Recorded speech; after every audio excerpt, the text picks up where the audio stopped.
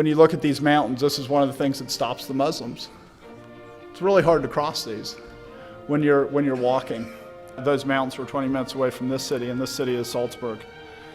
And Salzburg was founded something like 800 or a little earlier than 800 AD. And by the time that the Muslims are coming into Italy and invading Italy, Salzburg is run by a bishop, and so it's an archbishopric. And that archbishop later is appointed prince. So you see in Salzburg is a mixture of the church and state. And again, as you look through these issues, right, the mixture of the church and state runs through Zwingli, it runs through Calvin, these issues come up over and over again. But here the idea is the bishop, it's right for the bishop to also be the civil magistrate. And the Muslims come, and they're afraid because they're coming up through Italy. And so they build this castle. This is Hohensalzburg, which means high over Salzburg, or high fortress.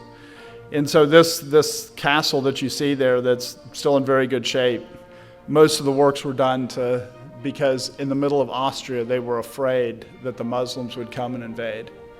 When we think of all the stuff going on in ISIS, that's in Syria. Syria used to be controlled by the Muslims, right? Lebanon used to be controlled by the Muslims.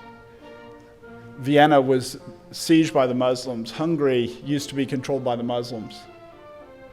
And so when we think of them building these castles in the middle of Austria, in the middle of the Alps, understand that Islam has not been victorious for the last 1,250 years.